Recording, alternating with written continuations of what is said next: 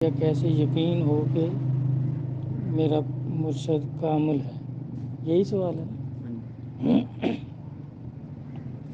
دیکھیں، پیر کے لیے پیر کا باپ ہونا یا پیر کا بیٹا یا قوم یہ کوئی شرط نہیں، اللہ کا ولی ہونا شرط ہے۔ تو ولی اب اس کے ماتھے پہ تو نہیں لکھا ہوا ہوگا کہ بھئی یہ اللہ کا ولی ہے۔ کیسے پتہ چلے کہ بھئی یہ اللہ کا ولی ہے؟ تو سب بزرگان دین جو ہیں وہ اس پر متفق ہیں کہ اس کے دنیا کے کام دیکھیں گے کہ اگر وہ دنیا کے کام صداقت سے کر رہا ہے تو اس کے دین میں بھی صداقت ہوگی۔ اگر دنیا کے کام فراڈ سے کر رہا ہے تو پھر اس کے دین میں بھی فراڈ ہوگا۔ جس طرح کئی لوگ سرکاری ملازمت کرتے ہیں، پیر لوگ، اور ڈیوٹی کرتے نہیں، تنخواہ لیتے ہیں، تو اس کا مطلب وہ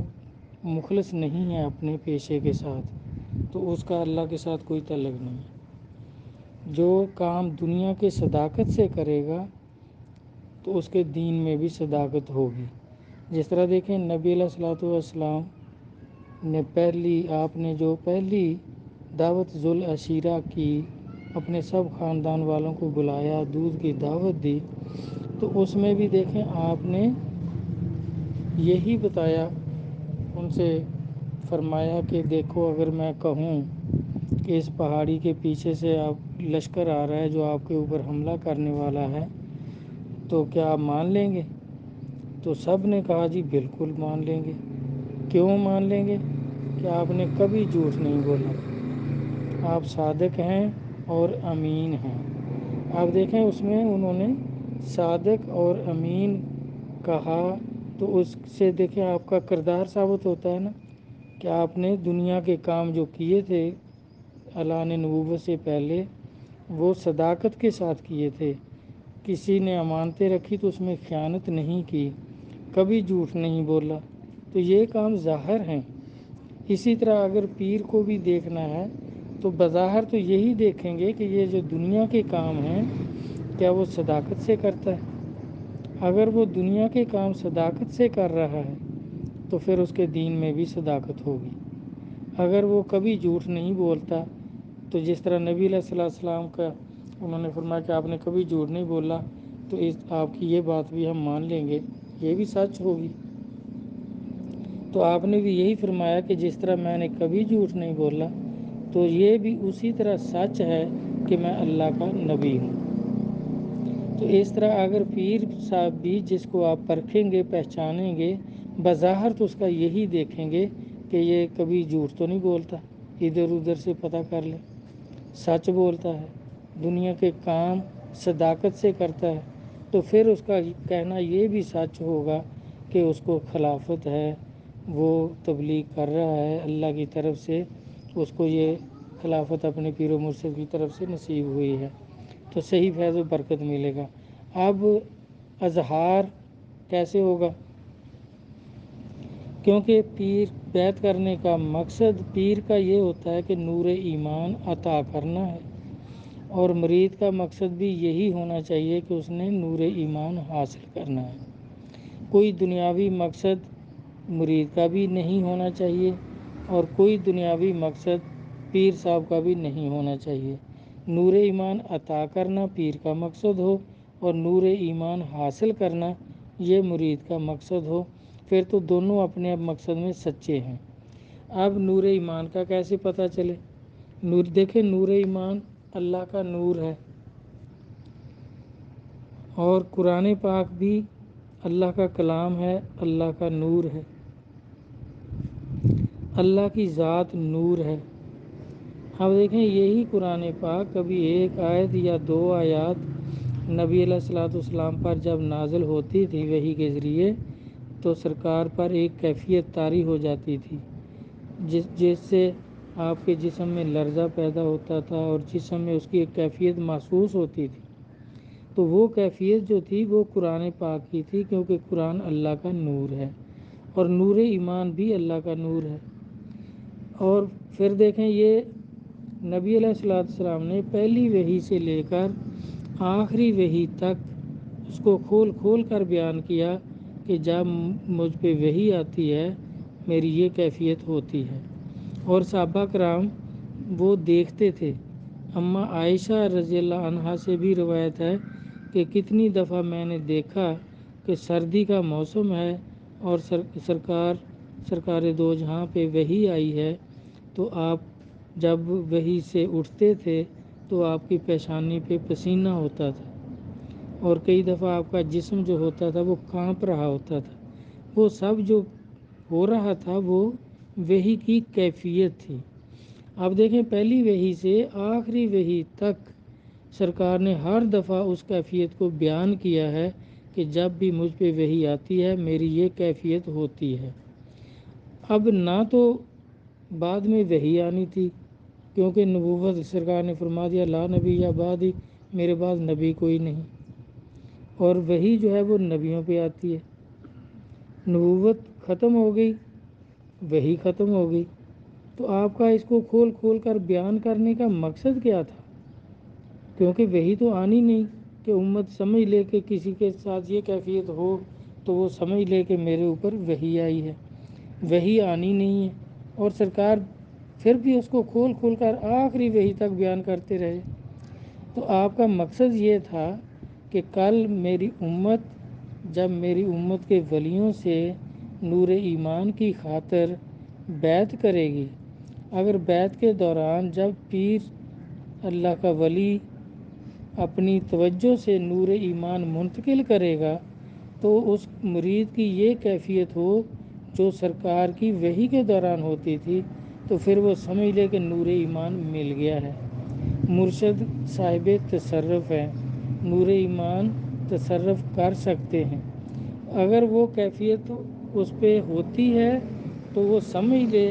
کہ میرے مرشد جو ہیں وہ کامل ہیں۔ اگر وہ کیفیت نہیں ہوتی، مرید ہوتا ہے، پیر صاحب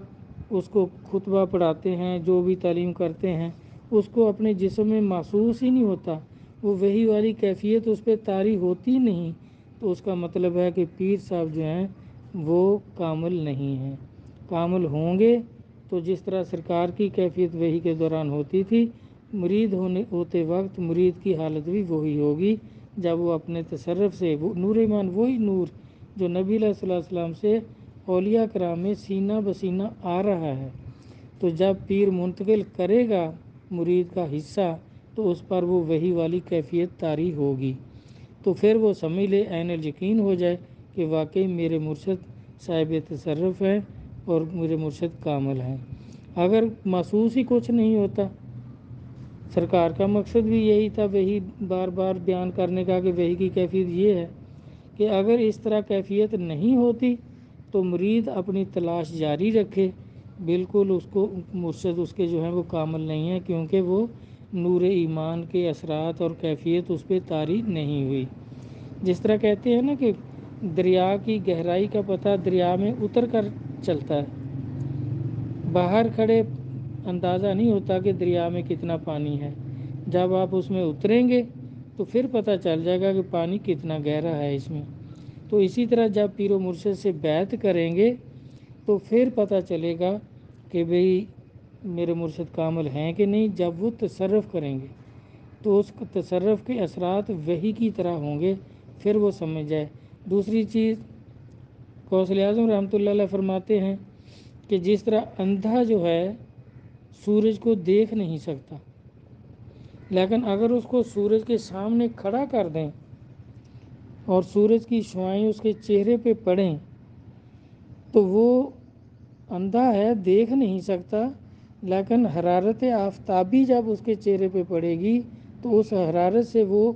جان جائے گا کہ میں سورج کے سامنے کھڑا ہوں، سورج اپنا ثبوت دے دے گا، اور وہ اندھے کو بھی محسوس ہو جائے گا کہ واقعی سورج چڑھا ہوا ہے اور اس کے میں سامنے کھڑا ہوں اور اس کی حرارت مجھ پہ پڑ رہی ہے۔ تو اس طرح ویسے تو بزرگوں نے فرمایا کہ چمگادڑ جو ہے یہ دیکھیں سورج کو دیکھ نہیں سکتا، جب سورج نکلتا ہے تو یہ چمگادڑ جو ہوتے ہیں جانور یہ چھپ جاتے ہیں، اندھے ہو جاتے ہیں، یہ دیکھ نہیں سکتے۔ اسی طرح اگر کوئی آدمی کہے کہ میں دیکھ لوں تو ولی کو تو ولی دیکھ سکتا ہے، بھائی ولایت کو ولی پہچان سکتا ہے، حالانکہ دیکھیں وہی الہام وہی نبی پہ آتی ہے، الہام ولی پہ ہوتا ہے، اور خضر علیہ السلام کو الہام ہو رہا ہے، اور موسیٰ علیہ السلام اللہ کے رسول ہیں، صاحب کتاب ہیں، ان کو نہیں پتہ چل رہا کہ ان کے اوپر کیا الہام ہو رہا ہے۔ یہ تو اللہ کے بھید ہیں، کوئی نہیں جان سکتا کہ اللہ کا ولی کون ہے۔ ولی را ولی می شناست، ولی ولی کو پہچان سکتا ہے، دوسرا آدمی نہیں پہچان سکتا، لیکن وہ اس طرح جب ولی کے سامنے بیٹھے گا تو اس کی صحبت سے پتہ چلے گا، اس کو حرارت محسوس ہوگی، جس طرح آدمی کو سورج کے سامنے کھڑے ہونے سے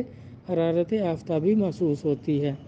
اسی طرح ان کے سامنے بیٹھنے سے، کیونکہ ان کا قلب عرش ہوتا ہے، تو نور تصرف ہوتا رہتا ہے جو سامنے بیٹھنے والوں کے دلوں پر اثر کرتا رہتا ہے، تو اس سے وہ ان کے ارادے بدلتے رہتے ہیں، قلب کی اصلاح ہوتی رہتی ہے، ان کی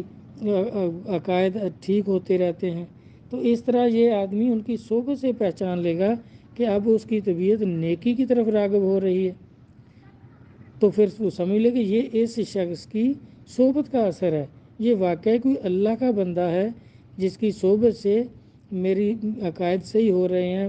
نیک اعمال کی طرف میری طبیعت راغب ہو رہی ہے، برے ارادوں سے میں توبہ کر رہا ہوں، برائی سے نفرت ہو رہی ہے، تو یہ اس کی صحبت کا اثر ہے۔ تو اس طرح بھائی سامنے اس کے ماتھے پہ تو لکھا ہو نہیں ہوگا، لیکن ان کی صحبت میں بیٹھنے سے اس کے اوپر ضرور اظہار ہوگا کہ بھئی یہ اللہ کا بندہ ہے۔ اور وہ جیسے حرارت آفتابی سے اندھا سورج کو پہچان لیتا ہے کہ سورج کے سامنے میں کھڑا ہوں، تو اسی طرح ان کی صحبت میں بیٹھنے سے اور پھر پورا اظہار ہوگا جب آدمی ان سے بیعت کرے گا، اور وہی والی کیفیت اس پہ طاری ہوگی جب وہ اپنی توجہ سے، عینی توجہ، قوت ارادی سے نور ایمان منتقل کرے گا، تو پھر اس پہ پورا اظہار ہو جائے گا، وہ عین الیقین ہو جائے گا۔ اگر اس طرح اظہار نہیں ہوتا تو پیر و مرشد کامل نہیں ہے، اگر پوری طرح اظہار ہوتا ہے تو پیر و مرشد کامل ہیں۔ نبی علیہ الصلوۃ والسلام کا وحی کھول کر بیان کرنے کا مقصد بھی یہی تھا کہ اگر ایسا نہیں ہوتا تو اپنی اطلاع جاری رکھیں، اگر اس طرح اظہار ہوتا ہے تو پھر عین الیقین ہو جائیں کہ میرے مرشد کامل ہے، مجھے نور ایمان مل گیا ہے، اس کی کیفیت میرے جسم پہ طاری ہو گئی ہے، مرشد کامل ہے۔ ماشاء اللہ۔